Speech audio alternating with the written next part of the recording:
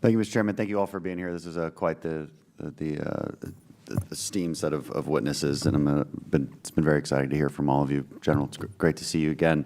I wanted to comment openly and wonder aloud about the CIA personnel development problem. That wasn't something I was aware of before, and perhaps the committee might consider as a first step simply facilitating CIA personnel having access to the very large resources that DoD already does. The DoD would love that because as those of us who sort of we're in that world of the intelligence community on the DoD side, we would love more engagement with the CIA since they're in charge, and it's quite helpful. It actually has the access. It can send people to staff colleges, war colleges, NDU, all the rest of this. The problem is it doesn't have the time. The tasks always are greater than the number of personnel available, and there is not a personnel allocation allowing this to happen. That's the problem.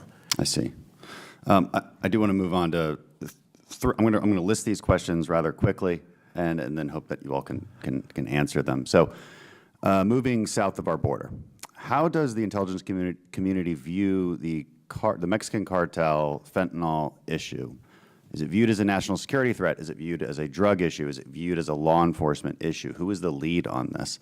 Number two is, do you view China's role in providing the basic components of fentanyl as a deliberate intent by them, or is it more of a convenient opportunity to degrade us in our society?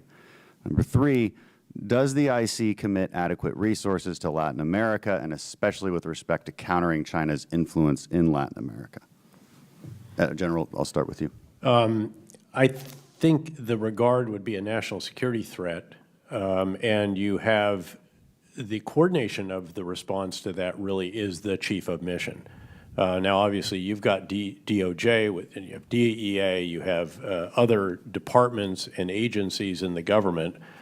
The challenge, I think, there has been the erosion of the trust and coordination and cooperation between the Mexican government, frankly, and our U.S. organizations. When I was privileged to be the director, as Sue will recall, we had a very close relationship. We were providing enormous assistance.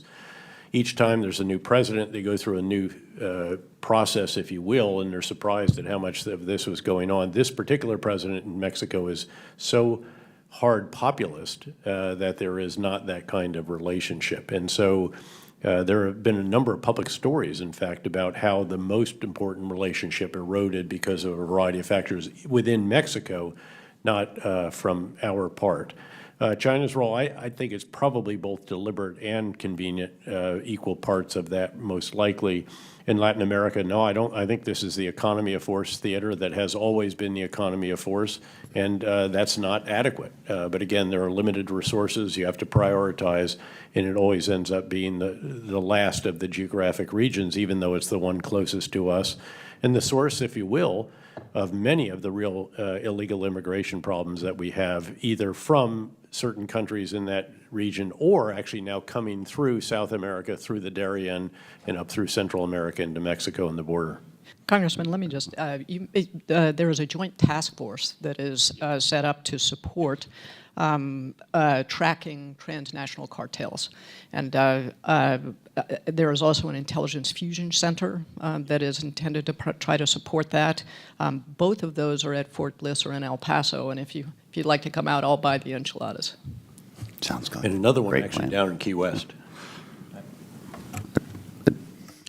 Dr. Gordon, if you'd like to add. No, they said it very well. I will say the intelligence community, particularly the CIA, has had a long storied history in terms of crime and narcotics, countering narcotics. I think it is more effective potentially now because we have better relationships with domestic agencies than we did in the early days when we tried to do it only with our authorities. And I think General Petraeus said very well that we have some of our best officers and best relationships in South America, but it is resource limited compared to others. And maybe my last question would, if I can fit it in really fast, would be, the Department of Defense has a vast amount of the intelligence community resources. Does it have the proper authorities to really collect on the cartels the way we would need to?